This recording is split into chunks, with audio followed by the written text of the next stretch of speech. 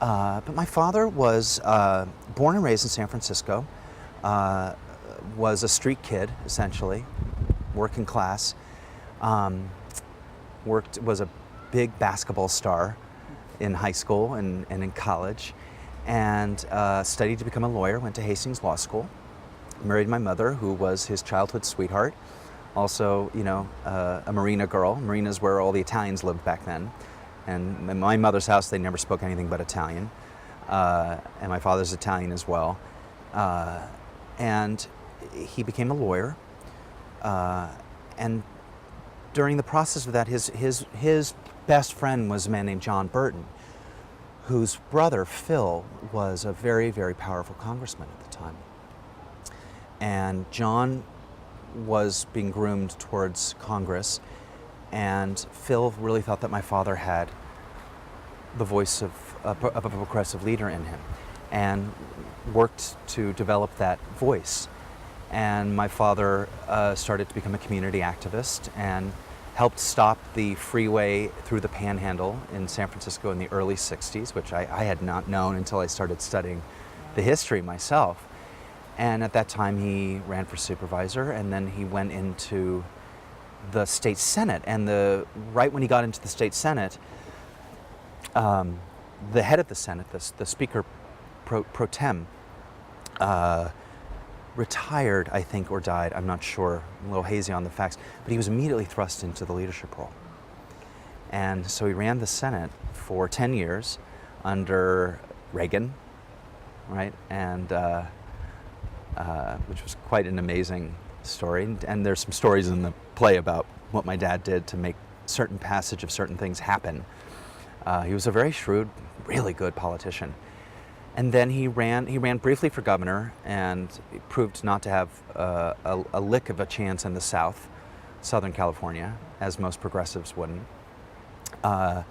And he ran for mayor instead, and it was a very narrow victory. It was a very, very highly charged political campaign, because he really was over here, and so the candidate that was over here was even stronger. So it really divided the opinions of the city, and it was the first time that somebody had achieved that majority in the primary who was that progressive.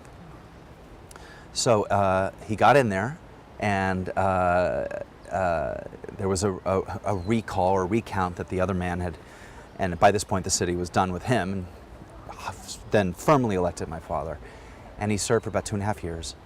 And during that time he did actually a lot more than I would think would have been achieved in that time in terms of the hiring policy, just in terms of who was able to have a voice.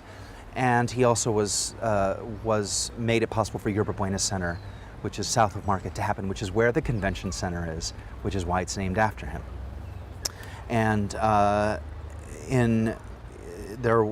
at that time also the Board of Supervisors, which had always been elected as the top 11, I think, or 10, or this is where you might want to edit, just put the right number in my mouth. Vote getters were the supervisors, and they switched to a district election so that districts could elect a supervisor that represented them. And from that came Harvey, and from that came Dan White. And they were from the opposite worlds. Politically, they were actually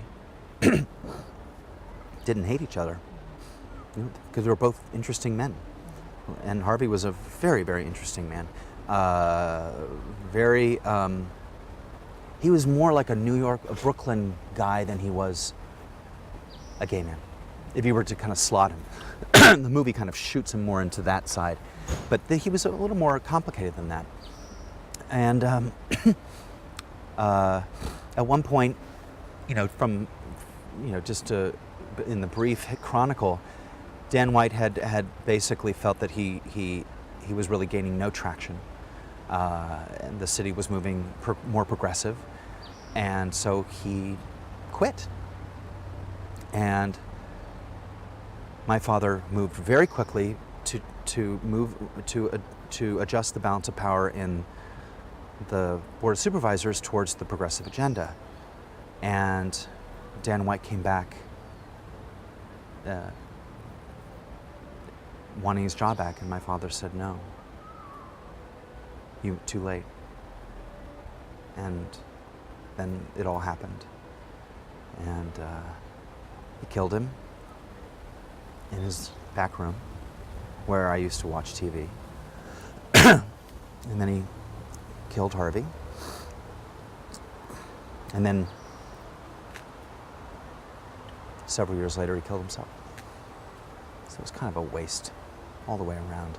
And then there was a controversial hearing. It turned controversial because he received the lowest penalty, third degree, based on what was called the Twinkie defense, that he had oversugared himself and causing the riots, causing an enormous upheaval. And the city had a lot of healing to do, and Dianne Feinstein did a lot of that healing. And we were really protected from all of that.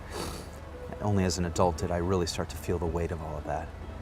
And this many years later, it's still a wound in a lot of people's hearts. My family's moved on. We're all good, you know.